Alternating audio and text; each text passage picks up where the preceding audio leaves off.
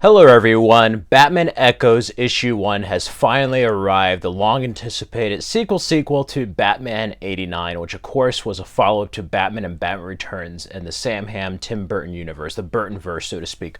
What if Tim Burton did Batman 3 or Batman Forever? In the first installment we got introduced to Barbara Gordon, her boyfriend Harvey Dent again, Billy Dee Williams becoming Two-Face, Robin being introduced, the return of Michelle Pfeiffer's Catwoman, and of course Michael Keaton's Batman. And this continues after, Batman has not been seen since the last issue of Batman 89. For 2 years, Batman has been missing. And throughout this time, we've had copycats, kind of similar to what you saw in The Dark Knight. 4 of them have been killed in the line of action, They've been trying to be Batman. And of course, Batman doesn't wear hockey pads. These people get shot. And we have a promotion of Barbara Gordon becoming captain.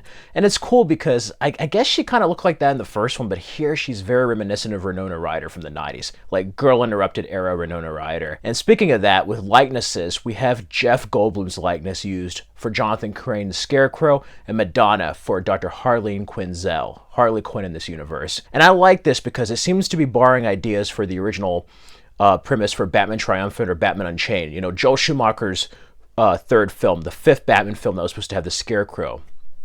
Outside of Nicolas Cage, Jeff Goldblum was also rumored to be playing the role. And that was with George Clooney, though, as Batman.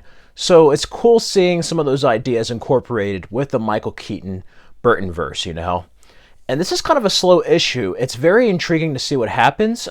We get to see Joker's ex, who I could have sworn she fell out of a window and died, but maybe she survived. She gets plastic surgery and has her model looks again. She's on TV. And we're introduced to Harleen Quinzel, who's basically like a psychologist of some type. And they're going over the history of the Joker. We get to see stuff from the 89 film with Jack Nicholson.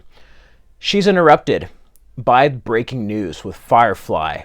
And there's this whole raid we see with Firefly. He gets caught. And then we're introduced to Jonathan Crane, who she's familiar with. They both don't think very highly of each other. They call each other fraud and quack. The revelation at the end I thought was quite shocking, and it makes me wonder if there's some other ulterior motive here with the character. I think, spoilers here, Batman might have gone undercover. I don't think he just had a mental break and became Firefly, or maybe he was brainwashed and there's going to be Mad Hatter or some other villain. I don't know. But I have a feeling he heard about Crane's experiments and is doing this to get into the asylum and locked up.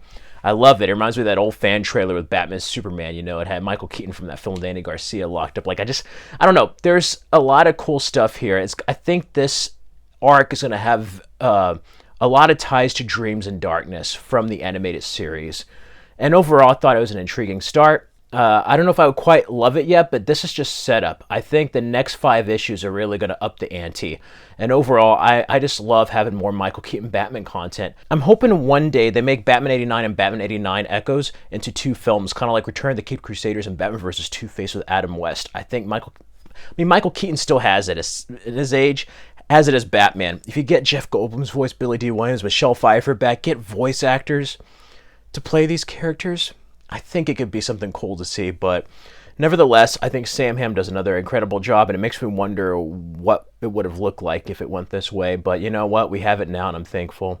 There's always going to be different incarnations of Batman, and that's what makes the characters everlasting. And this is a cool Elseworlds kind of sequel of what could have been. And I love it so far. So I've had to give it a score. I'd probably give it an A-.